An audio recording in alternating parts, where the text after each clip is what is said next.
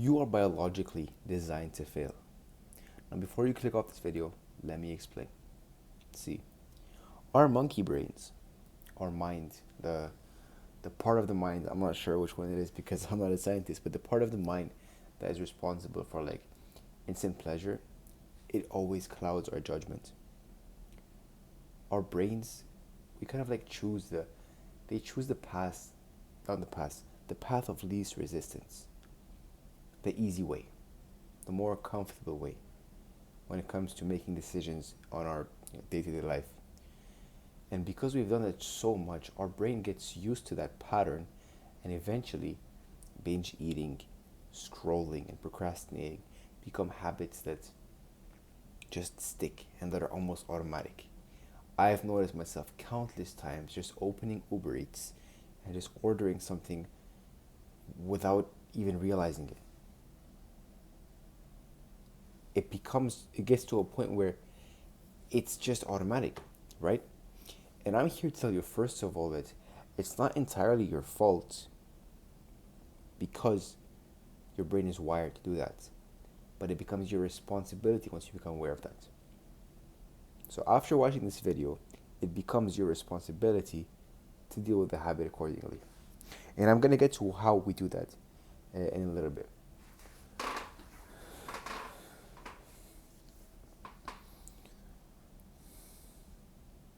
Now, first of all, I want to acknowledge that I know exactly where you are and how you're feeling.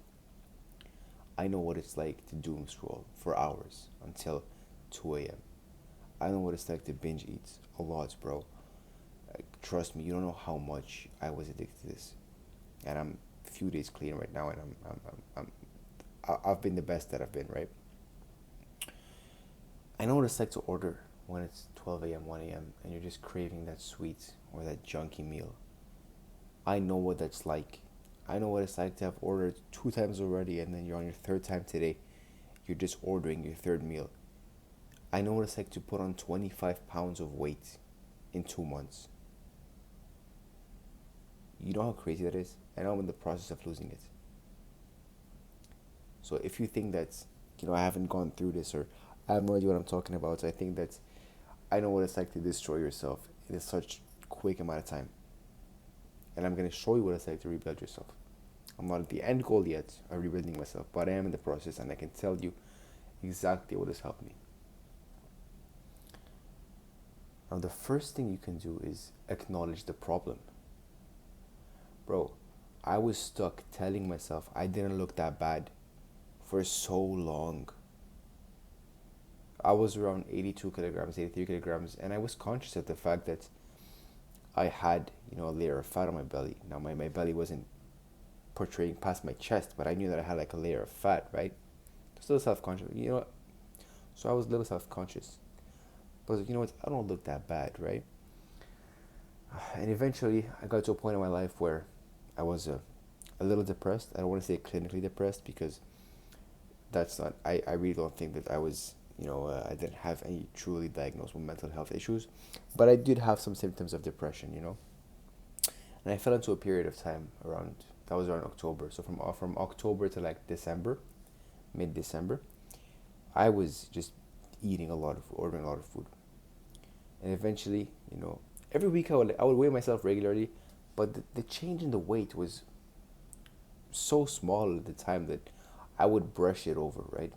So, I was like 82, and then like maybe 3-4 weeks later I was like 84, 85, until eventually one day I randomly found it to be at 92 to 93 kilograms, which is insane. And from that time until now, I've kind of maintained the weight with a bit of up and down, nothing noticeable, but now I am in the process of decreasing it. So I know what it's like to gain a lot of weight in a little bit of time. I know what it's like to look skinny fat and convince myself that I look okay.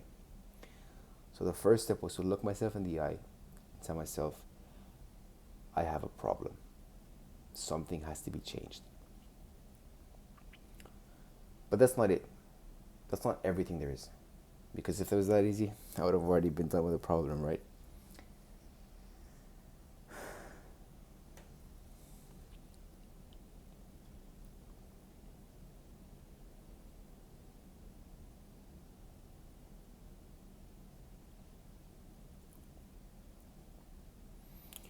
I truly think, from the bottom of my heart, I can truly tell you that the only way you're gonna get over it is not through some magical cold showers that kill your urges or through some 15-minute Pomodoro timer that's gonna help your productivity. It's just through repetition. Now, I've been 3, 4 days, clean from eating bad food and everything, right? But I can say that the urges don't stop, bro. I still get the same, sweet tooth craving or just randomly opening Uber Eats in the morning to just browse. I still get that, right? But one of the main drivers that will help change is, first of all, having a bigger reason to change. Because the only reason you're not changing right now is because the reason you currently have to change isn't big enough. It's not moving enough. So, in this scale, in the scale that you have, the pain that you are feeling does not outweigh the process of what's it called? The process of changing.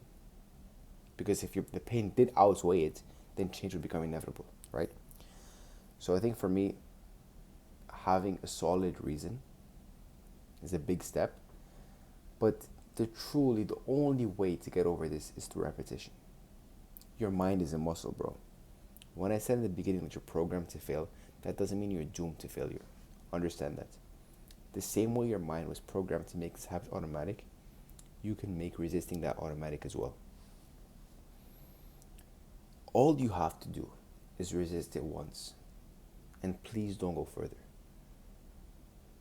Don't worry about what's beyond that once. Don't worry about how difficult it's going to be, because I'm here to tell you right now, it's going to be difficult.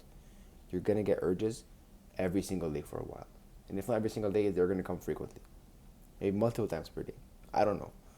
But if you're thinking that it's going to be easy, I'm here to tell you it's not going to be easy. It's not going to be smooth.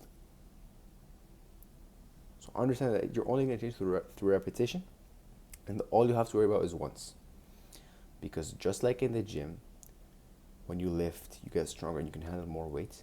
When you resist the temptation once, your mind is just a little bit stronger to resist it the second time, and the third time, and the fourth time. You see where I'm going with this? Your mind is not stupid, bro. Once you resist it once, you're gonna get stronger. You're gonna get stronger, bro. It's gonna get easier over time, but it has to start. And I want you to understand that if you do end up failing down the line, or failing because it's not really failing, 5 steps forward, 1 step back is still 4 steps forward. Don't make the same mistake that I did, where I let one failure freaking cascade into 2 weeks or 3 weeks of failure. Literally, all it takes is a bad day sometimes, or a bad meal even, and then you allow yourself to tumble and fail. But a bad set doesn't equal a bad workout. So understand that if you go off course for a whole day on all 3 meals, tomorrow is a new day. You don't have to just continue that pattern. So just to summarize it really quickly. First step, accept that you're in a problem, because your ego will do anything and everything it can just to protect it and shield you and give you that hug that, oh no, it's okay, you're fine. You don't need to change right now.